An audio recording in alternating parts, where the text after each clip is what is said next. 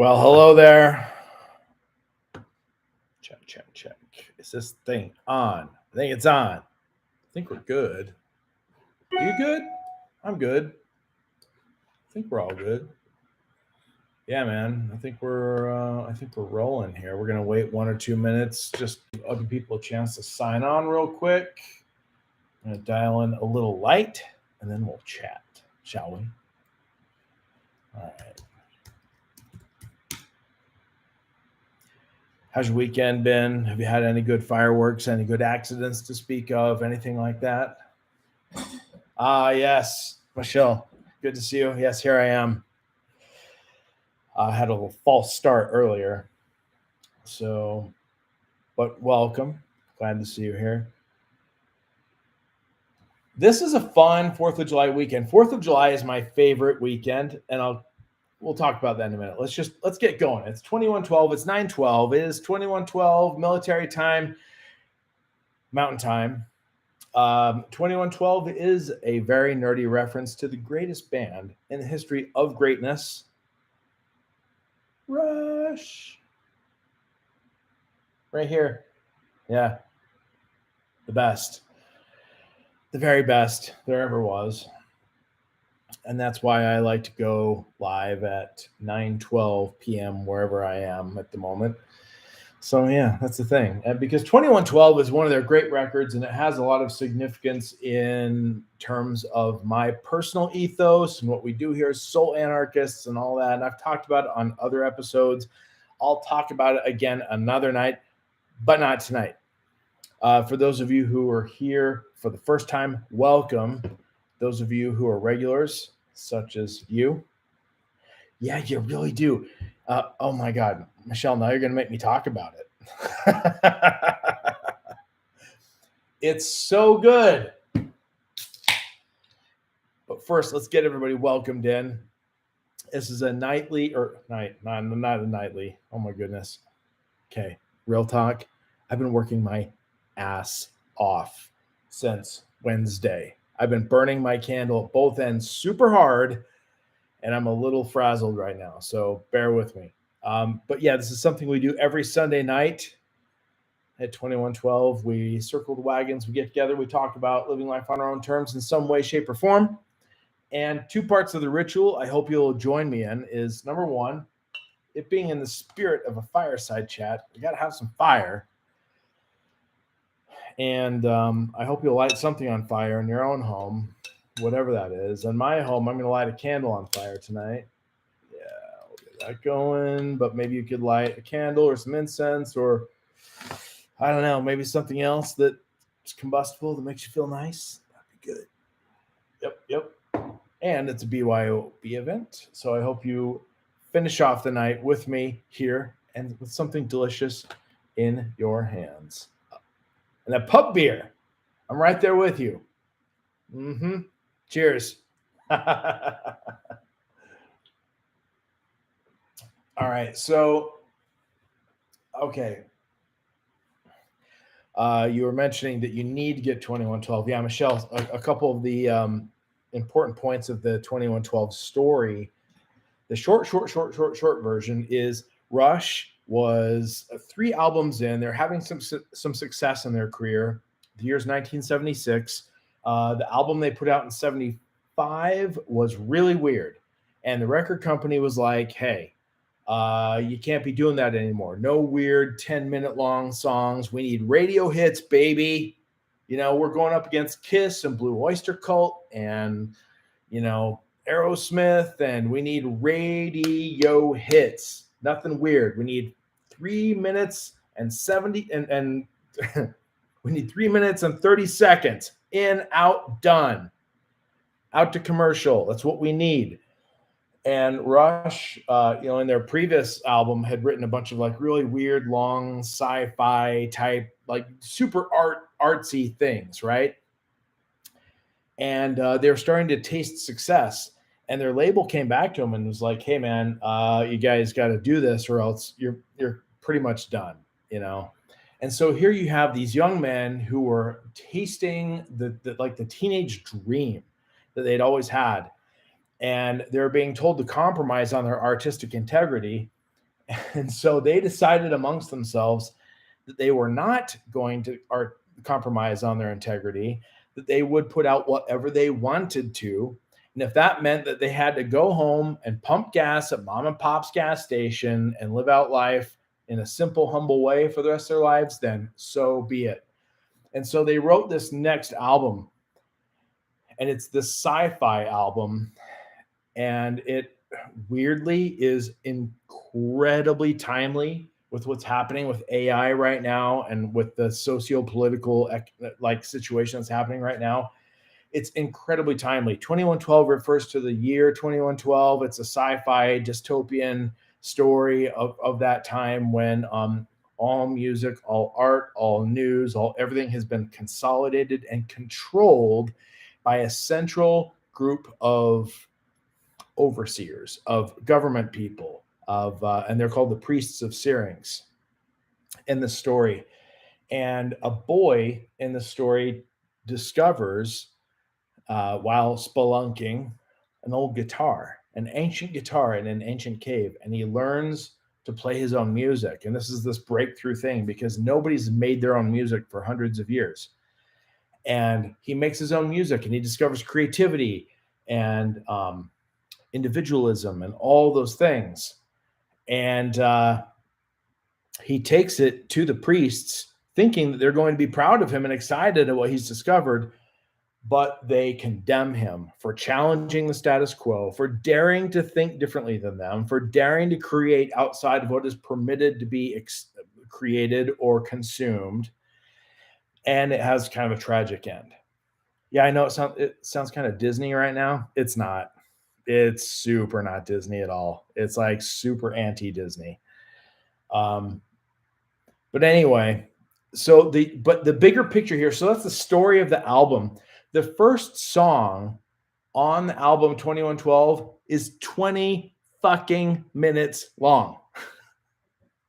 So here we have, the record company saying, hey guys, we need radio hits, baby. 3.5 minutes in, out to commercial, right? And they put out a 20-minute long song, basically saying like, so here's the thing, record company, we're going to do what we want. And if that means we lose it all, then so be it. But we're going to have artistic integrity here. They gambled everything on it. And in doing so, the fans went nuts. The fans loved it. They absolutely ate it up. And the record 2112 became a huge, huge breakthrough hit for them. And in the process of this, the record company was left with nothing to say. All they could say was, okay, from now on, I guess you guys just do what you want. And it bought them the freedom to create on their own terms for the rest of their career and have contracts with record companies that were lucrative on a level that like not many bands have had before. And so anyway, the album is about artistic integrity. The release of the album was a real life practice in artistic integrity. And I mean, the whole thing is just beautiful. It's just amazing. And to go to a Rush concert and when they play 2112, it is like, there's something that happens like that. There's this place where the whole audience cheers together at the same time, and they raise their fists into the air and they cheer at the same time in the same way. And it's almost like, I don't know, it's almost a religious experience, I guess. It's incredible. Anyway, hence I said I wasn't going to tell the story of 2112, and I did it, but whatever, it's worth it. It's worth it, and it's timely because we are 100% coming up into some very, very weird times where technology and oligarchs and very weird socio-political trends are looking to shape the way we experience art and news and culture and the way we create it and the way we disseminate it and all those things. So yeah. Anyway, cheers. That's that. Let's see. Tonight I was going to talk about I meant to talk about car rentals and music services. Mm, my God. I had to make a quick run out to New York this week to do a shoot for work. And it was like a fly in, shoot one day, fly out the next day. It was super fast. And I did the thing that I usually do, and that is I just got on Priceline and, you know, found a good deal on my hotel, my car, and all those things. And that's usually worked out fine in the past, but this week it did not. It did not. I flew into JFK, and the car rental place, it was insane. Basically, the short story. If you want to read the long story, go on my Facebook profile and read it there. I wrote a big, long, stupid tale about what happened, but the short stories, it took a very, very long time to get from baggage claim to being in my car with my bags in it. It took as long it took as long as it took for me to fly from Salt Lake City to New York as it took to get to baggage claim to having my bags in the car. I shit you not. It was insane.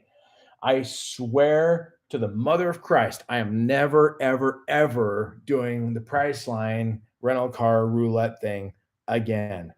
They gave me some crappy, like, yeah, some rental company that was like somewhere in Queens, like not on the airport property. You had to like go to some pickup lot and wait for some unmarked sketchy ass van to come pick you up with no license plates and a driver that doesn't speak English, and then take you off to some other like rental car lot in some like armpit corner of Queens.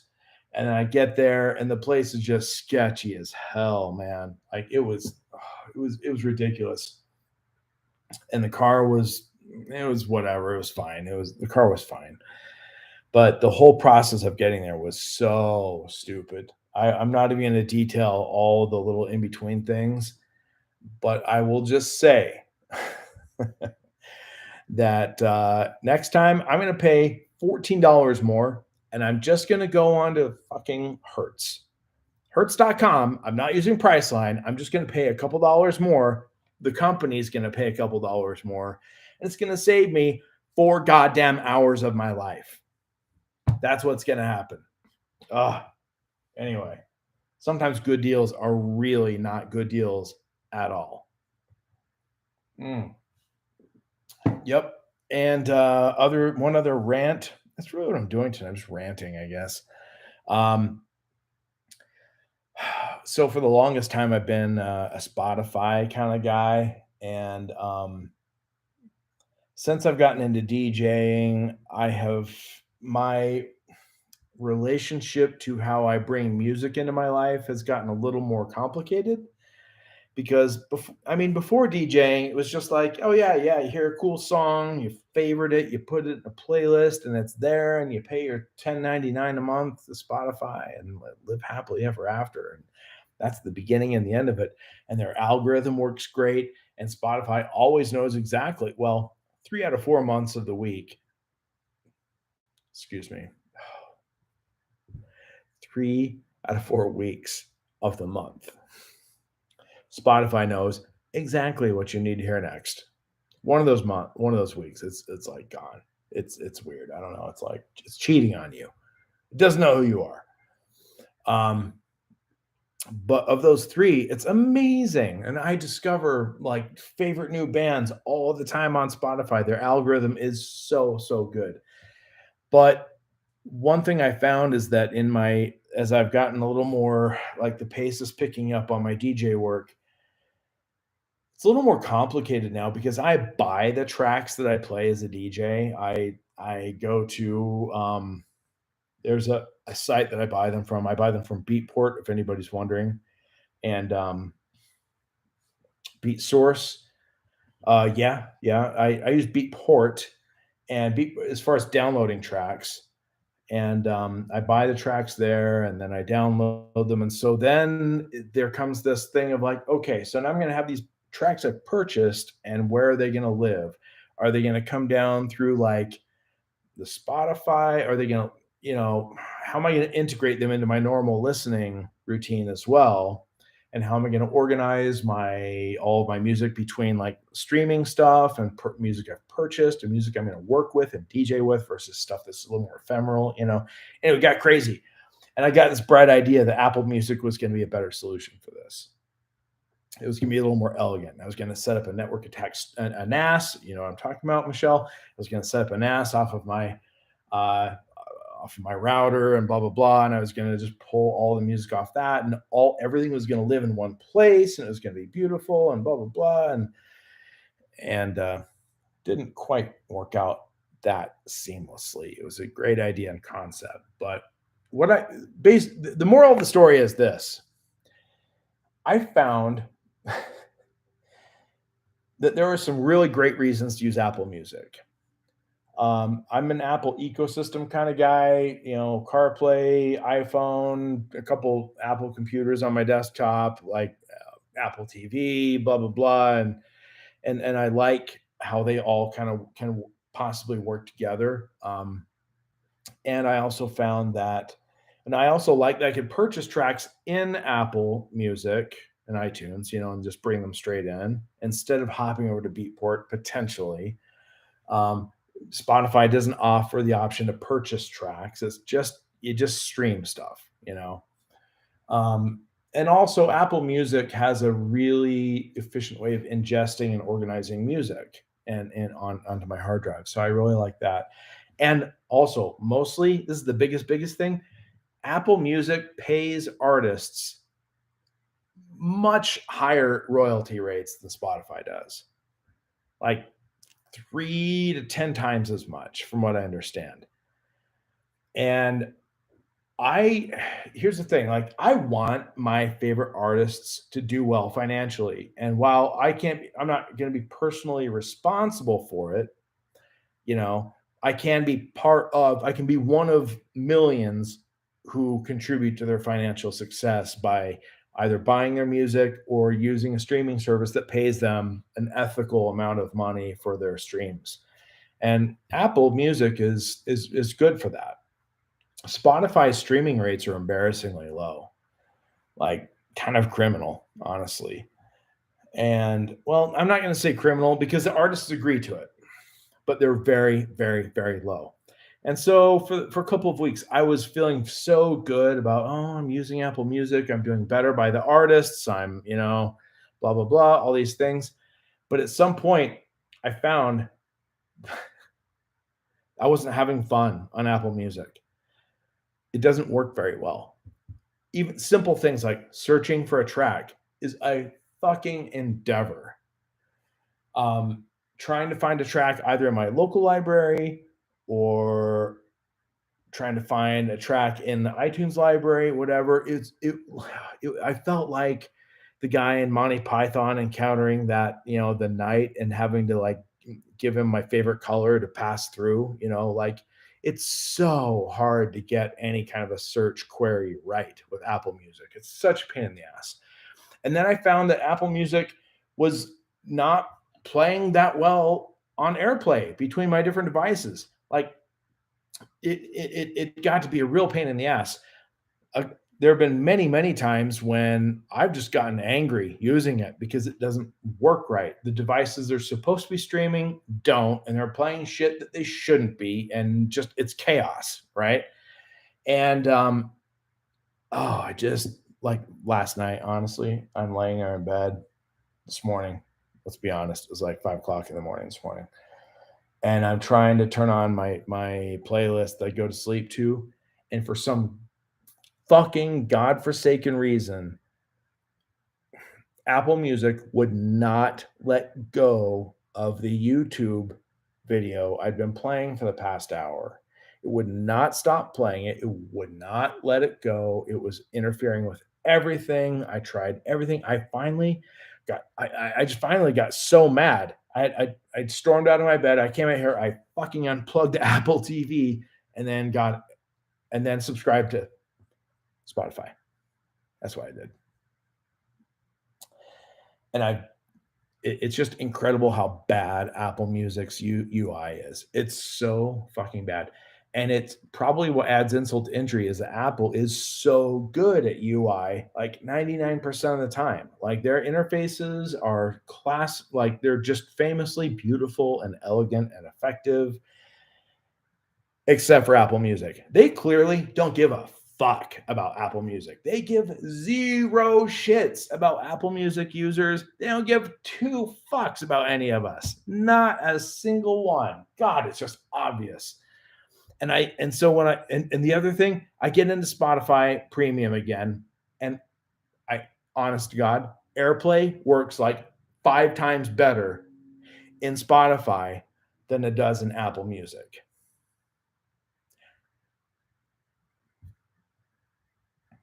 And Spotify's fun to use. And it's easy. And it doesn't cram all kinds of bullshit into my screen that I'm never going to want to listen to. Like, Apple's algorithm also horrible, stupid, irrelevant. The home screen is just full of shit I'm never going to listen to. Like, it's so hard to find anything I actually want. Whereas Spotify is just like, we know exactly what you want. We know precisely what you love. Here's this. And my dilemma on Spotify is how the hell am I going to have time to listen to all these amazing things that you've given me? You know, it's completely different. I fucking love Spotify. So anyway, I've learned my lesson. I feel like I had an affair on Spotify. I feel like I took it for granted for a while, and I cheated on it. And I went off and had this like stupid affair with Apple that I knew was going to end poorly, and it did. And you know, Spotify was kind and brought me right back, and has just been loving me just the same. Anyway, let's see, Michelle, you got some fun comments here. Let's see. You use YouTube Music. So I am a big fan of YouTube in terms of like YouTube Premium. I think I have music built into that. I never use it though, but I YouTube Premium is one of my like can't live without subscriptions. I love it. Every time YouTube charges me my $12 a month, I'm like, take my money, please. Like the thank you. This is the best thing ever. It just makes my life so much better. I love YouTube Premium all day long. I haven't used the music service. I just haven't tried it, but one of my buddies loves it. So yeah. Let's see. By the way, Fridays on Bandcamp give 100% proceeds to artists for days sales. Ooh, that's cool. I like that. Maybe I'll like make a point to do all my track purchases on Fridays because sometimes I do buy from Bandcamp because like the way I work is I build playlists of songs I'm going to buy for the week, and I use Shazam, and I'm like building playlists and constantly just like aggregating and collecting new tracks I'm going to purchase to then prep and then mix with. And so yeah, I like that. I'll just hold off. I'll make Friday my music purchasing day so that I can give the most to the artists on Bandcamp. That's a great tip.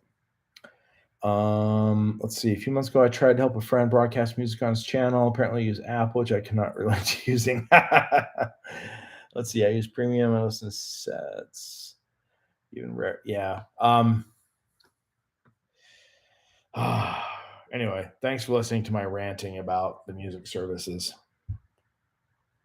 I just found that like I never had fun on Apple Music. Like at best, the peak experience on Apple Music is that I wasn't mad.